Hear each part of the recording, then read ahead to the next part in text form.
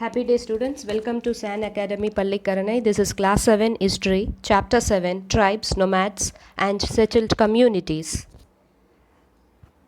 Topics to be covered today: tribal societies and people, nomads belonging to different groups, changing society and new caste, a closer look at Gonds and Ahoms. Tribal societies and people. In large parts of the subcontinent, society was already divided according to the rules of Varna. These rules, as prescribed by the Brahmanas, were accepted by the rulers of large kingdoms. The difference between the high and low, between the rich and poor, increased. Under the Delhi Sultans and the Mughals, this hierarchy between social classes grew further. Many societies in the subcontinent did not follow the social rules and rituals prescribed by the Brahmanas, nor were they divided into numerous unequal classes. Such societies are often called tribes. Members of each tribe were united by kinship bonds. Many tribes obtained their livelihood from agriculture. Others were hunter-gatherers or herders. Many large tribes thrived in different parts of the subcontinent. They usually lived in forests, hills, deserts, and places difficult to reach. Sometimes they clashed with the more powerful caste-based societies. In various ways, the tribes retained their freedom and preserved their separate culture. But the caste-based and tribal societies also depended on each other for their diverse needs. Beyond big cities, tribal people. Who were tribal people? In Punjab, the Khokar tribe was very influential during the 13th and 14th centuries.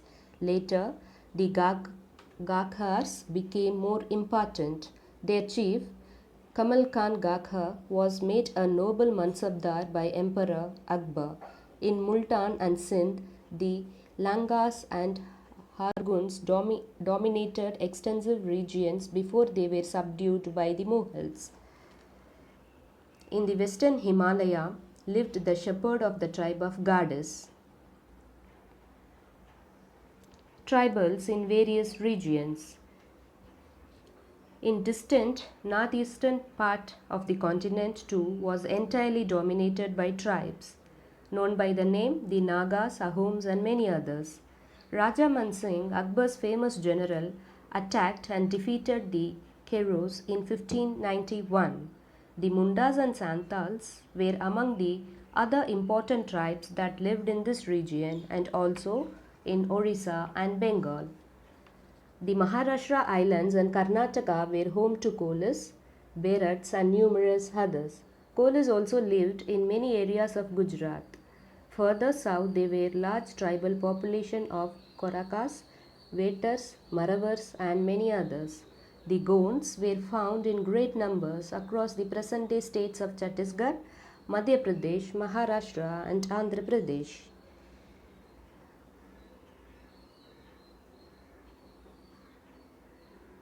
Now let us see about the nomads people. The nomadic people moved over long distances with their animals. They lived on milk and other pastoral products. They also exchanged wool, ghee, etc. with settled agriculturists for grain, cloth, utensils and other products. The Banjaras were the most important trader nomads. Their caravan was called as Tanda. Sultan Alauddin Khalji used the Banjaras to transport grain to the city markets. Emperor Jahangir wrote in his memoirs that the Banjaras carried grain on their bullocks from different areas and sold it in towns. They also travelled from village to village. They made and sold wares such as ropes, reeds, straw matting and coarse sacks. Sometimes mendicants acted as wandering merchants. There were castes of entertainers who performed in different towns and villages for their livelihood. Now let us see about the changing society, emergence of new caste. Many tribes and social groups were taken into caste-based society and given the status of jatis. Specialized artisans, smith, Carpenters and masons were also recognized as separate jatis by the Brahmanas. Jatis, rather than Varna, became the basis for organizing society. Among the Kshatriyas, new Rajput clans became powerful by the 11th and 12th centuries. They belonged to different lineages such as Hunas, Chandelas, Chalukyas, and others. They gradually replaced the older rulers, especially in agricultural areas. The rise of Rajput clans to the position of rulers set an example for the tribal people to follow.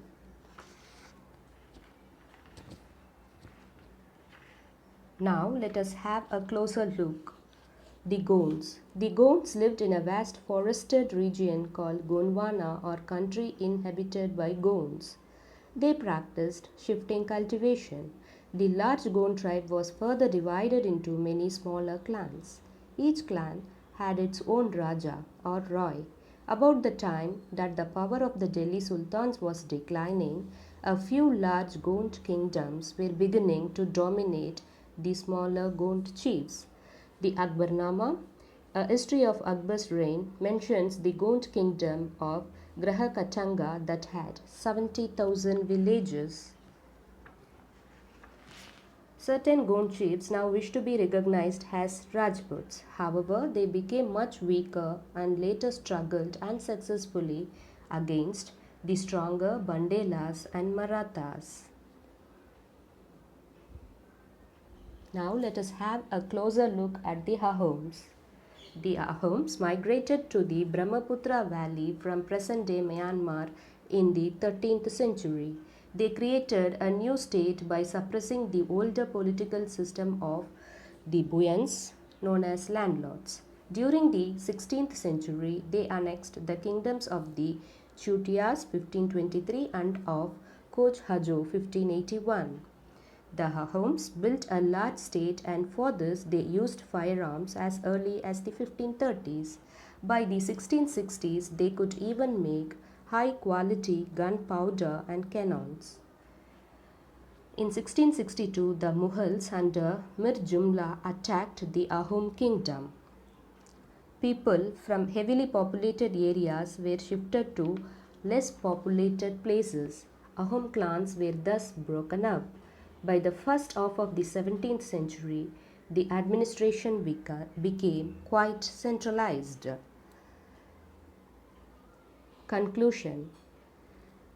Many social changes took place in the subcontinent. Between Varna-based society and tribal people constantly interacted with each other. This interaction caused both kinds of societies to adapt and change. There were many different tribes and they took up diverse livelihoods. Over a period of time, many of them merged with caste-based society. Others, however, rejected both the caste system and orthodox Hinduism. Some tribes established extensive states with well-organized systems of administration. They thus became politically powerful. This brought them into conflict with larger and more complex kingdoms and empires. Thank you, students. Have a nice day.